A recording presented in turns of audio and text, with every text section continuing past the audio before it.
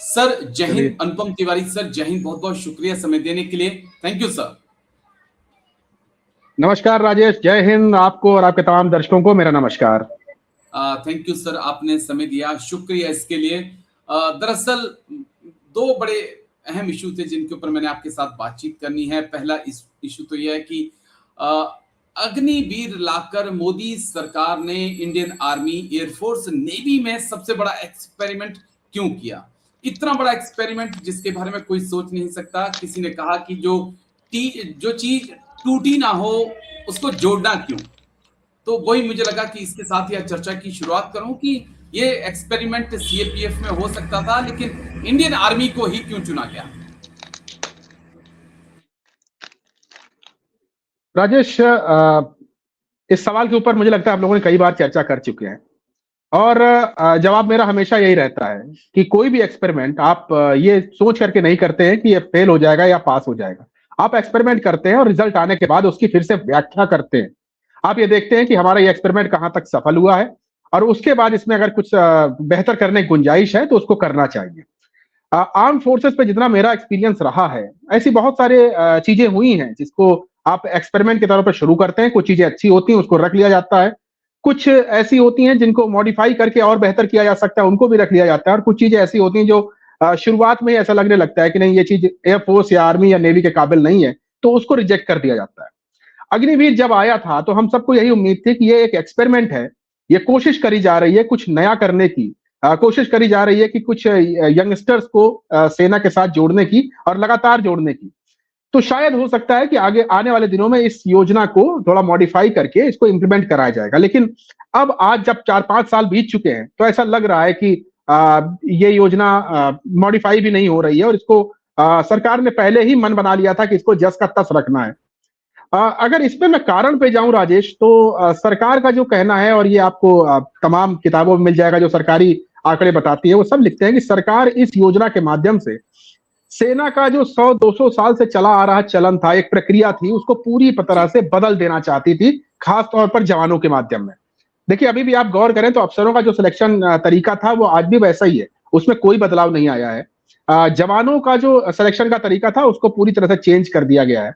अब इस बदलाव के अच्छे परिणाम तो मिलते हुए नहीं दिखाई दे रहे हैं, न सेना को और ना ही समाज को, और ना ही उन बच्चों के लिए जो कि अग्निवीर बने हुए हैं, उनके लिए भी कोई बहुत बेहतर योजना तो मुझे नहीं लगती है। जी लेकिन अब समस्या यह है कि चुनावी लोकतंत्र है।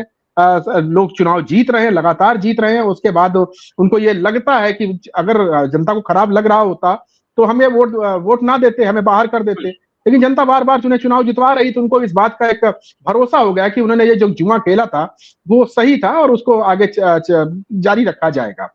लेकिन अभी भी अगर निष्पक्ष रूप से सोचा जाए तो अग्निवीर केवल तभी तक भारतीय सेना के लिए उपयोगी हो सकते हैं जब तक कि उसमें इनटेक संख्या, जो नंबर्स है जो आगे कंटिन्यू करेंगे, वो 75% तक नहीं हो जाता है। अदरवाइज आने वाले 5-7 सालों में आप ये देखेंगे कि एक बड़ा गैप क्रिएट होगा कि सैनिकों के बीच में और जो लोग आगे आने वाले लोग हैं, जो कम ट्रेंड हैं, जो लोग सर्व क्योंकि कर रहे हैं, इंडियन उनमें आर्मी बड़ा की गैप तरफ से, क्रिएट हो जाएगा। ठीक है, इंडियन आर्मी की तरफ से भी एक ऐसी कुछ इंफॉर्मेशन आई थी और एमओडी को उन्होंने सजेस्ट किया था कि किसी भी हालत में इंडियन आर्मी नहीं चाहती कि 40% से ज्यादा अग्निवीर किसी भी बटालियन में हो, और अगर ऐसा होगा तो जो संतुलन है रेजिमेंट का वो पूरा बिगड़ जाएगा। राजेश, एक चीज और भी देखिए, अगर आजकल एक चर्चा बहुत जोरों पर है कि करीब 57,000 वो सैनिक जो नॉन कम्बटेंट भूमिका में हैं, जो कि मेडिकल लाइन में है, जो कि लॉजिस्टिक्स में काम कर रहे हैं, जो कि वो काम कर रहे हैं, एडमिनिस्ट्रेशन में काम कर रहे हैं, सेनाओं के अंदर, तीनों सेनाओं के अंदर, जो कि युद्ध लड़ने के लिए नहीं जा रहे हैं और अलग अलग जगहों पर सरकार ने अब उनके ऊपर ये आदेश जारी किया है कि आप सबको अपने इन कामों को छोड़ करके सेना में जो कॉम्बैट भूमिका है वो निभानी पड़ेगी। यानी सबको हथियार लेकर के वो काम करने पड़ेंगे जिसके लिए वो भर्ती हुए थे। इससे आप क्या समझते हैं? हालांकि ये बहुत वेलकम चीज है कि हर व्यक्ति को जो सेना में है उसको युद्ध लड़ने के लिए तैयार रहना चाहिए। वो हमेशा लॉजिस्टिक्स में, मेडिकल में या फिर एडमिन में नहीं रह सकता है। लेकिन ये सरकार इस चीज को फोर्स इसलिए ही कर रही है क्योंकि अभी से वो दिखना शुरू होगा कि आपके पास लड़ाई लड़ने वाले हाथ कम होते जा रहे हैं। तो जो आपने कहा ना, इंडियन आर्मी की जो उदाहरण बताया, मैं एयरफोर्स का उदाहरण बता सकता हूं।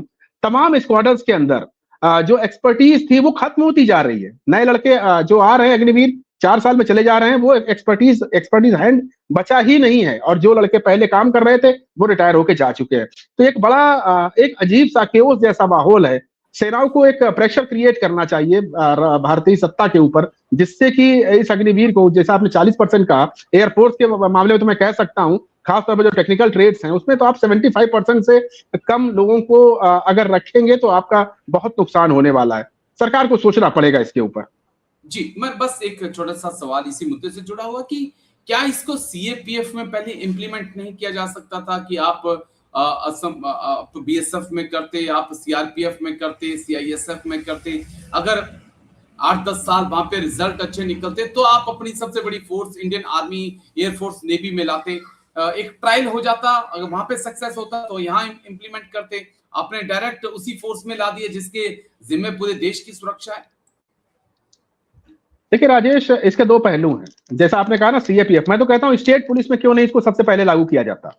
स्टेट पुलिस में आपकी सिक्योरिटी के लोग बहुत कम है। मैं उत्तर प्रदेश जैसे बड़े शहर में रहता हूं, यहाँ पर आपको चप्पे चप्पे पे पुलिस चाहिए ही चाहिए, आपके पास वो नंबर्स नहीं है।